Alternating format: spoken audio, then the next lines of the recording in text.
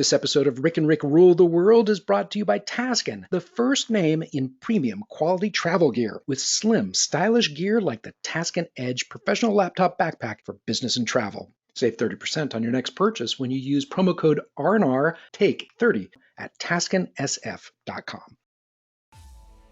Next up on an all-new Rick and Rick. Our top 3 pointers for marketing in a post-pandemic world. What'll be different? What'll stay the same? And what the actual F have we gotten ourselves into? Meet the non-essential worker Barbie, the collectible you didn't know you needed. Man. Plus, a virtual barber that'll help you cut your hair, loaded questions, and a whole lot more. And it all starts right here, right now. On the one show that always ricks things off right. And everybody rules the world. Hey, welcome one and welcome all to a brand new episode of Rick and Rick Rule the World. I'm Rick Matheson, and I am joined at a safe social distance by my pal Rick Wooten. Rick Wooten, as longtime listener Martin S. recently put it, how's our mass experiment in advanced hermitry treating you so far? Pretty good. I've managed to grow, like 12 feet of hair. And, I look like I'm from the Outback or maybe the Unabomber with the beard I have going on. With 8 feet of hair, is this going to be Rick and Rapunzel rule the world? Yes, it will. And you said beard, too. So you're like going for the whole Sasquatch thing. It's not intentional, but it's kind of working out that way. I do need to whip out the old Flowbee and, trim the hair. I just haven't been brave enough to do it. I keep telling myself that the worst thing could happen is that I mess it up and then I just shave my head and there's plenty of time for it to grow back before we go back to work. Full disclosure here, I finally just caved in. My hair was driving me crazy, so I literally cut my own hair in the mirror. And how'd that go? It didn't work out so well for me. Yeah, I've been watching videos online on how to cut your own hair, and to be honest with you, I'm terrified. I know for sure it's not going to go well. So I'm not actually joking. I do have a Flowbee. It's generally for the dog, but yeah, I think I qualify now. So I think I may give it a try. Now I forget what a Flowbee is. Wasn't it like a bowl that you spun while you were cutting hair? No, it's almost as bad. It's a vacuum attachment. And so it's a shaver that attaches to your vacuum. So the vacuum pulls the hair, straight, and then the shaver cuts it off. So it could give you kind of like a nice, even longer haircut. I'm thinking, you've seen all those crazy ass videos from Boston Dynamics, those robots that walk upstairs and do backflips or whatnot. That's right. I'm thinking they need to create a robot that will come to your house and cut your hair. I mean, come on, Boston Dynamics. Exactly. TikTok. We're going to hit Rick and Rick radar first. And one of our topics, Rick, was actually this virtual barber that'll help you actually cut your own hair. Yeah. So I saw this the other day. This is pretty clever, but also just a little lame. The idea is there's a whole bunch of barbers at home not doing anything right now. So why not be able to Skype with them or FaceTime with them, and they can guide you through the process of shaving your head or cutting your hair. And so, it in principle, it seems like it would come out with a better product than you trying to do it yourself. But I still think that you trying to do it yourself is still going to be a hot mess. So I think it's a clever idea. I like that it's putting people back to work. The prices are about the same as if you went and got a haircut. So there's not really cost savings to it, but maybe some guidance would help all of us just do a little bit better of a job. And then it's got to at least have kind of an evil laugh to it at the end where it's all, and your hair is done. Ha ha ha ha ha ha. Yeah. My barber does that anyway. Is he not supposed to do that? Or? I'm thinking that haircutters are essential workers, or pretty damn close to it. Exactly. Speaking of which, you sent this thing over about a non-essential worker by the name of Barbie. Oh my God! So this is just a joke. Somebody made it up and sent it out. But oh my God, is this not hilarious?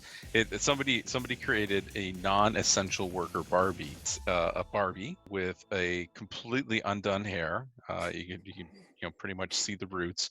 no makeup on, wearing a oversized sweatshirt and leggings, and across the sweatshirt it reads "Wine O'clock," and she's got a bottle of wine in one hand and her iPhone in the other. So Perfect for our times. But what's next? Coronavirus kin?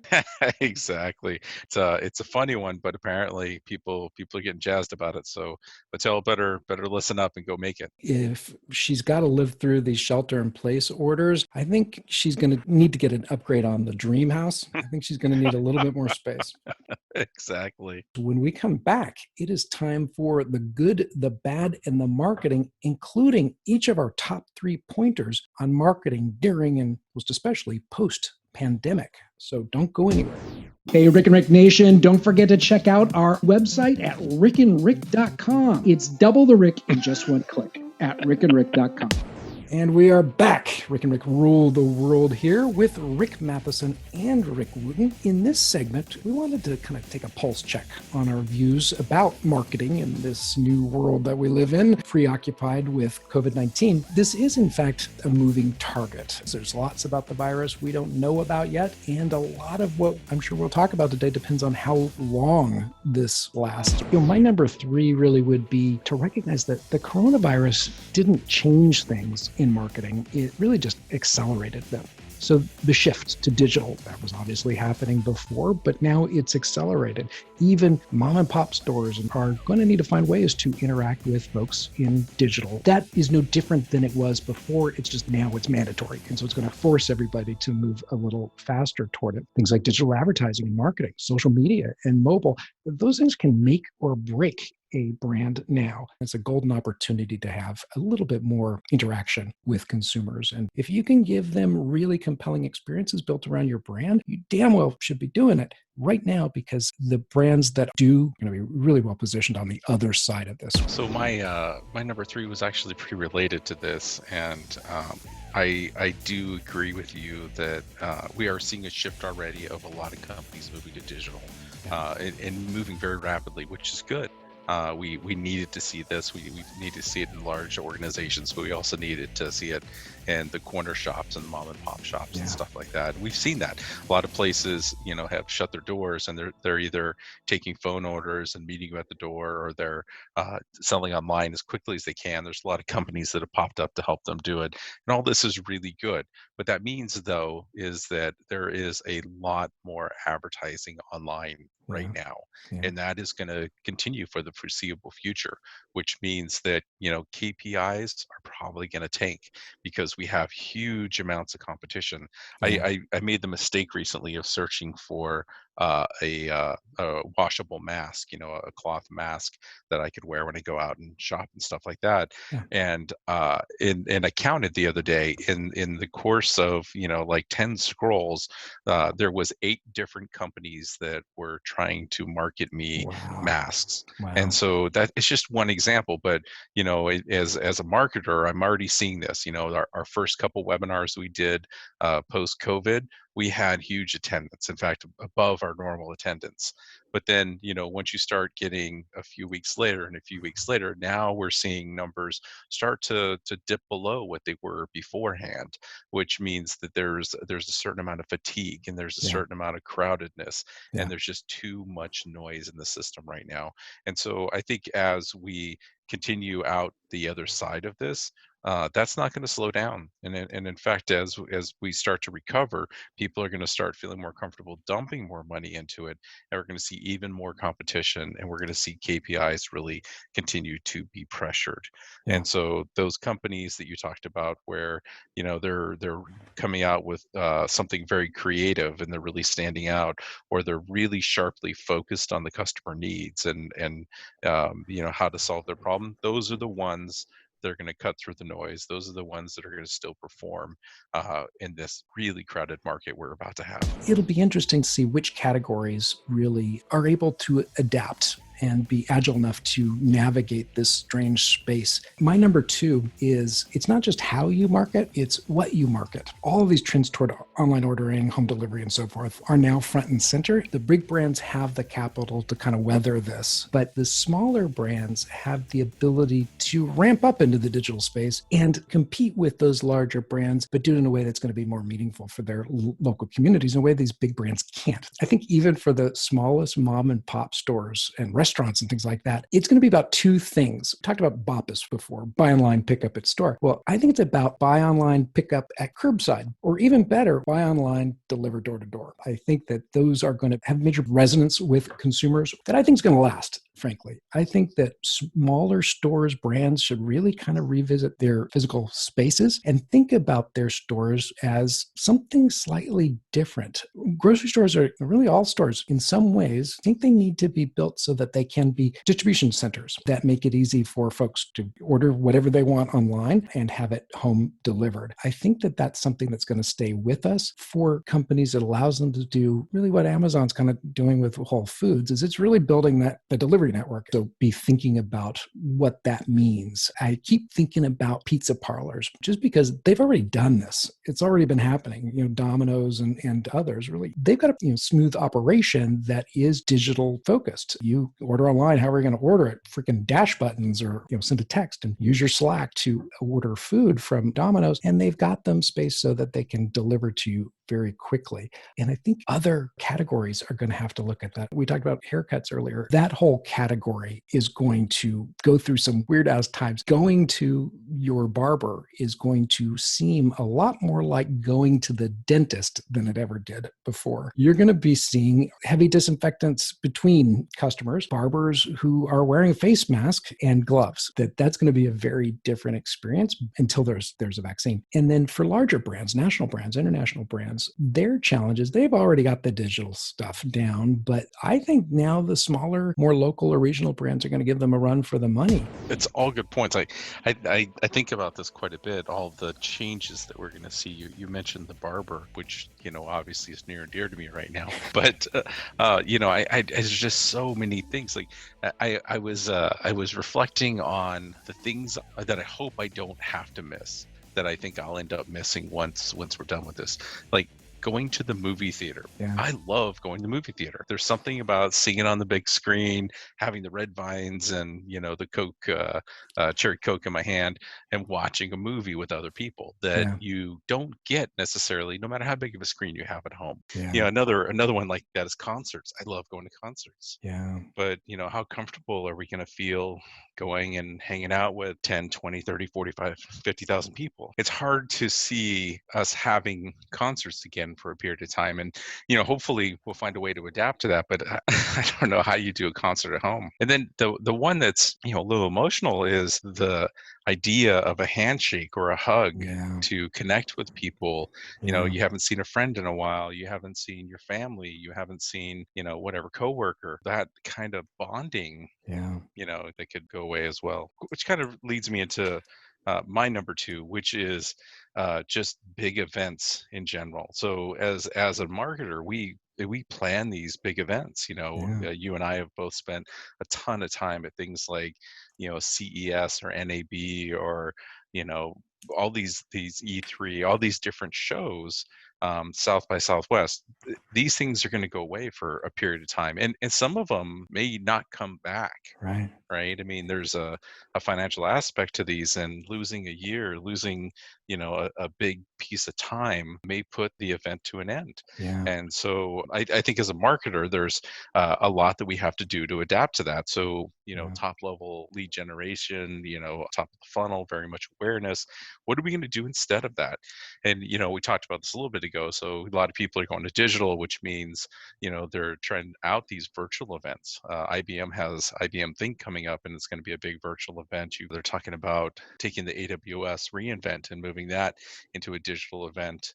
But you've got those, which have never really shown a good ROI in the past. How do we make them into a good ROI? Yeah. Or, how do we do more webinars or executive roundtables or what have you?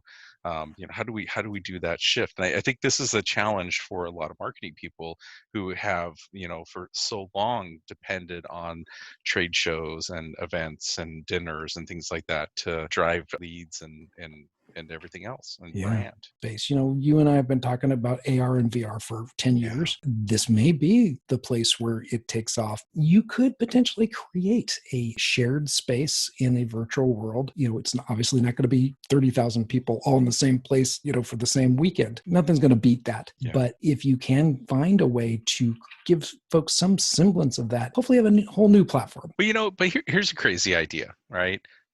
These events are not cheap. If you go to any of these events we just mentioned, you're going to pay $1,000, $1,500, $2,000 for your entry, right? Yeah. Well, what if part of that cost becomes, and they're going to buy you an Oculus Quest, a $300 unit, and send it to you, and the whole experience is within a VR world. And the Quest and some of these other units actually have the capability of interacting with other people within the environment. I don't know how many. I mean, when you start talking tens of thousands of people, but you could almost picture having the headset on, with the controllers in your hand. And if you're at a panel discussion, you could raise your hand and ask a question, and they could call you out. And I'm hoping we can find a way to adapt all this, but in the meantime, I'm definitely going to miss some of these things, that sense of awe and discovery as you move through a trade show. So from a marketing standpoint, I think that we have to adapt. We have to figure out how to make this virtual world work. How do we do virtual webinars and trade shows and roundtables and that sort of thing? And we have to find ways of filling in that demand. And I guess this kind of is part and parcel with my third tenet here. Faced with all of these challenges, you can't cut your way to growth.